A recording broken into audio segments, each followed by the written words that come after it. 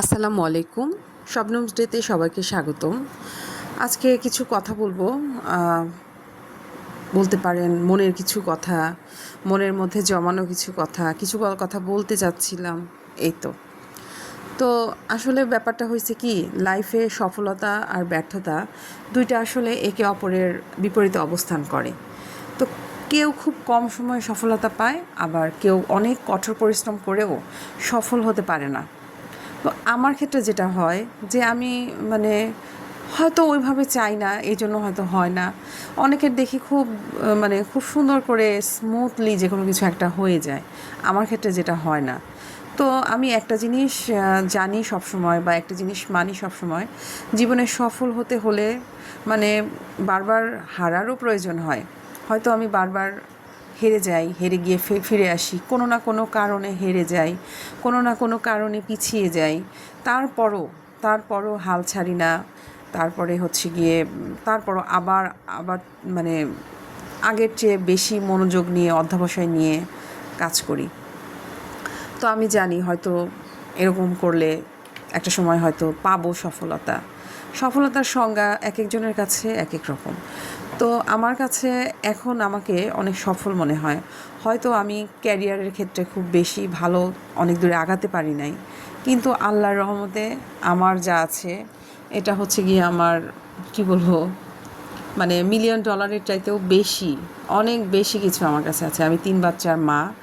এর চাইতে, এই যে আমার সম্পদ, এর চাইতে বড় সম্পদ মনে হয় পৃথিবীতে কিছু নাই।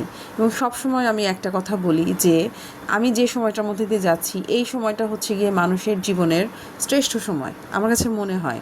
যেমন বাচ্চাগুলো ছোট থাকে, তার বাবা মা থাকে, শ্বশুর শাশুড়ি থাকে, তার ভাই বোন, দেবর ননদ, এদেরকে নিয়ে যে একটা ভরা সংসার, এবং এই সংসারের মধ্যমণি থাকে সে। তো এই জিনিসটা আমাকে খুবই খুবই খুবই আমাকে আমার ভালো লাগে, আমাকে অনুপ্রেরণা যোগায়। তো মাঝে মাঝে মনে করি যে ক্যারিয়ারটা আমি বাস্তবিক অর্থে ক্যারিয়ার বলতে যেটা বোঝায় যে আমি খুব ভালো হাই ক্লাস একটা জব করব, আমি সেটা করতে পারি নাই। আমার বাচ্চা কাচ্চার কারণে করতে পারি নাই। মানুষ তো দেখা যায় যে একটা জায়গায় যদি ঠিকঠাক মতো 10 বছর চাকরি করে, বা 10 বছর 5 বছর কাজ করে, সেখানেও দেখা যায় যে সেখানকার সে মাস্টার হয়ে যায়, বা সেইখানে সে ভালো সফলতা অর্জন করে। তো আমি এগুলো কিছুই করি নাই। আমার এইটাই আমার অ্যাচিভমেন্ট। আমার বাচ্চা 3টা আমার অ্যাচিভমেন্ট।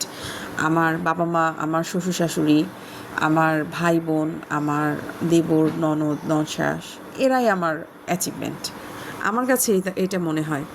তো আমি এদেরকে নিয়ে অনেক ভালো আছি, সুখে আছি, আলহামদুলিল্লাহ। তো নতুন করে ফেসবুকে কাজ শুরু করেছি, সবাই দেখছি যে কন্টেন্ট মনিটাইজেশন পাচ্ছে। আমি আশা করি আমিও পাবো, কারণ আমি কাজ করছি, মনোযোগ দিয়েই কাজ করছি, নিয়ম মেনে কাজ করছি, গাইডলাইন মেনে কাজ করছি। তো ইনশাল্লাহ পাবো। আর যারা পেয়েছেন তাদের সবাইকে শুভকামনা। তারা এটাকে ধরে রাখেন, মনিটাইজেশনটা ধরে রাখেন, তাদের ভিডিওগুলো আরও ভালোভাবে আগাক। এই তো, শুভকামনা সবার জন্য।